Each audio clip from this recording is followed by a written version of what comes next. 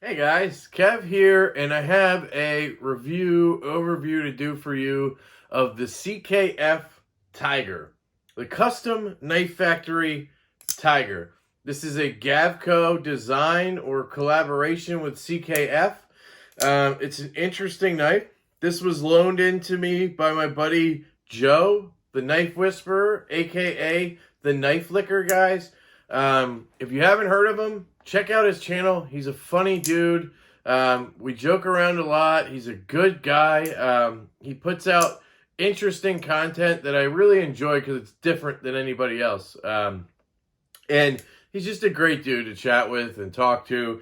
I'm hoping to maybe meet up with him at some point this summer and maybe do a couple videos or something like that. That would be interesting. But yeah, thank you to Joe for sending this in to me. I do have my Dock Street Bohemian Pilsner in my On the Edge mug here. And yeah, guys, let's crack into this one.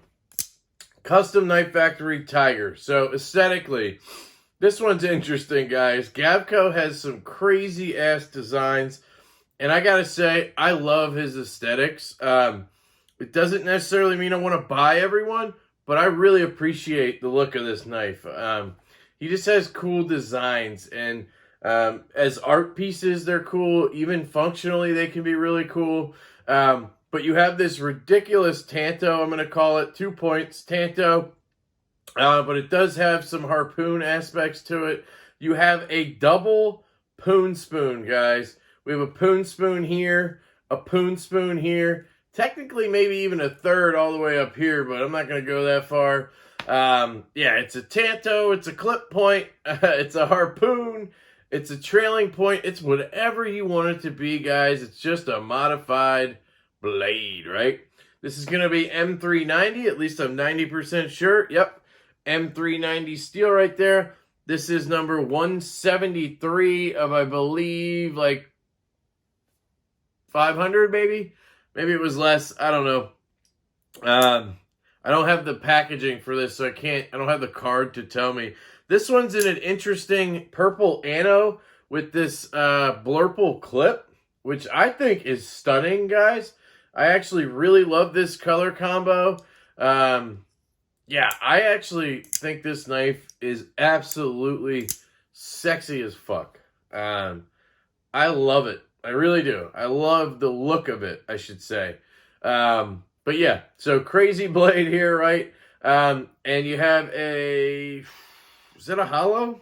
No, I think that's a flat grind, guys, or a saber grind, whatever the hell you call it. You can see. Somebody tell me in the comments.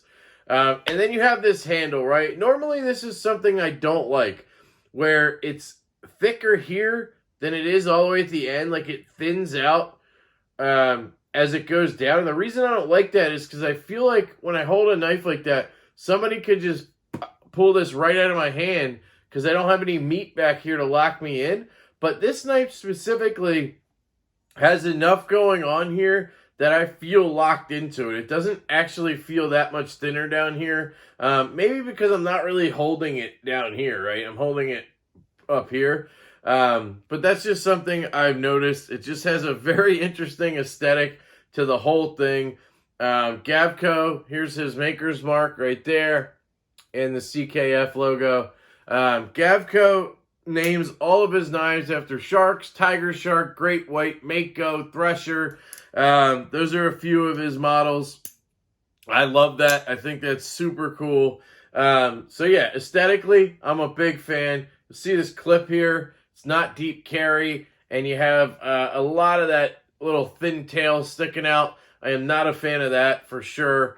Ergonomically, it's actually not bad. Like I was saying, my hand fits really well here, and I can get my thumb either back here in this poon spoon or move it up to this poon spoon, and it's very comfortable either way. You don't have a ton of control of this blade because it's like 3.7 inches, I guess I'll call it. Something like that. It's a bigger knife. And you don't have a choil, right? You don't have a finger choil up here. So you're left kind of back here. And you don't have a ton of control of the tip and everything if you're trying to do something precise. I did not really cut anything with this. That's why I kind of call it an overview, full review. I cut a piece of paper. It is sharp. I cut out one shipping label with this ridiculous tip, and I also cut myself with it. I just poked myself on accident when I unboxed it, I think. But that is really all I did in the cutting department. So I'm probably just going to skip through that section. It does look like a very good cutter. I really appreciate a Tanto because you have that secondary tip to drop into a package. Although this one is very muted. It's not a very positive tip there. It's definitely a tip, but it's very small. So I don't know how well it would do at the package kind of opening thing that I like to talk about with Tantos, where you can kind of just drop it into the package, slice it open without having to put your knife all the way in and maybe cut something in there, right? So yeah, ergos are good. I like the ergos. They're better than you would think looking at it because of how thin it is and all of the stuff going on, right? But it is fairly just normal and comfortable. Action on this guy. So here is something that I think CKF needs to work on. They tend to have light detents. I'm not even just being a baby and doing my... If I do my, lefty EDC test, pressure, I mean, it barely even flops out. So even if I give it a little bit of gas, it just barely locked up there. It didn't even lock up there. It just is a weak-ass detent. And I think I've figured out why this is a CKF thing, right?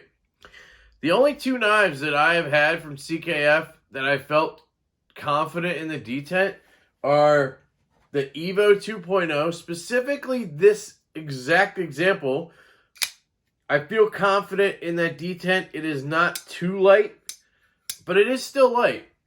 And the other two Evo 2.0s I had were a little lighter than that one, but still acceptable because of the middle finger flick. And then the other one this one actually has a good detent is the 523.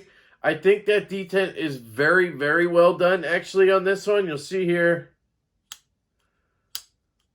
It is not the strongest ever, but it's perfect for this front flipper. But when you have a flipper tab only, you really need to dial a detent in. And they just haven't done it here. It is just way too late. I was telling Joe before I filmed this, if this thing had a slightly, just 20% stronger detent, I would have been trying to buy this off him. I would have been trying to come up with a trade or something if he would sell it. But because of this detent, I don't want it. This needs to be the shining feature of the knife if you're going to have a flipper-only design, right? And I think the reason they sacrifice detent is because they lighten up the lock bar pressure. So the pressure against the liner, or the lock bar, whatever. I think they do that so that you get this. Because CKF is known for that drop shut action.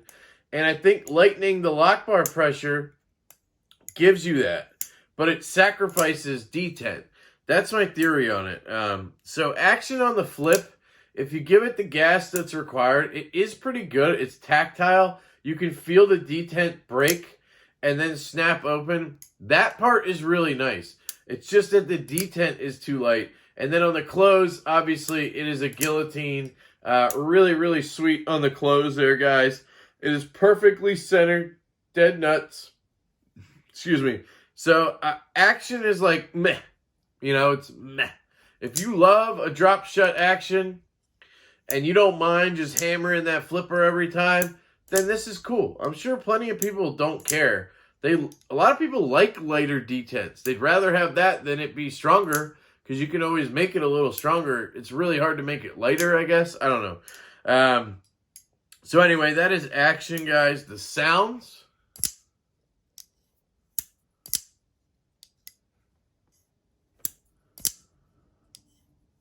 Like I said, it has that tactile click-click, kind of like my Sharp by Design Evo Typhoon I had. It's like a click when the detent ball comes out, click, and then when it locks up, click. So it's just like a double click, where a lot of knives, they only have that second lockup click. And then on the close, it's good. Very nice titanium body, open construction, so it gives you good reverberation. This is good in the sound department, guys. It doesn't like ting or give you a really awesome sound like my Evo 2.0, but it is really good. Definitely a positive here. Carry, I mentioned, I don't like it. You have this big pecker here, pocket pecker, sorry. You have a ton of knife sticking out, and it's like this thin piece. It's just weird. It ends up kind of like moving around a little bit in your pocket like a pendulum. I just did not enjoy the carry very much. I did carry it in my back left pocket. I carried it like 3 times, and I just didn't enjoy it that much, to be honest. So I've covered cutting. I mentioned that in the beginning. Cutting, ergos, aesthetics, carry, sounds, action, right? So value, I think these are like $400 or $450.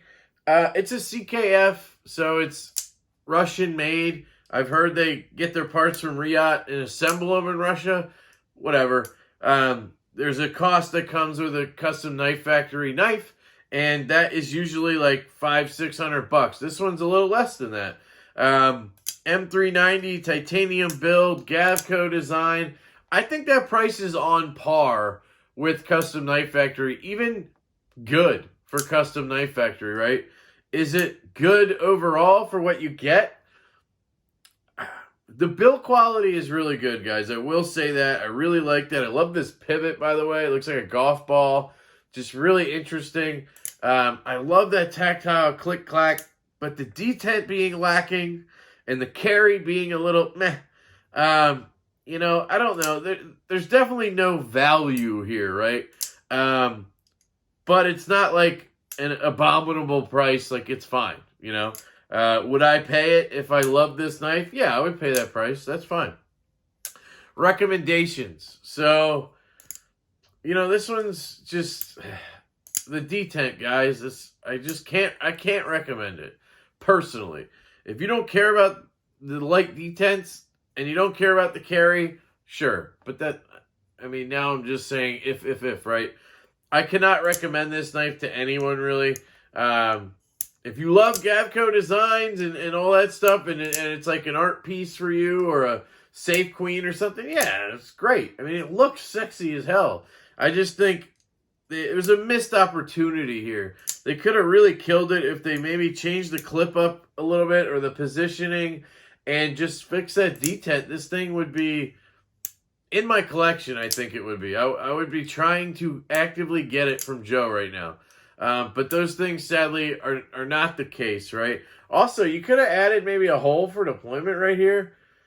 You know, I don't know.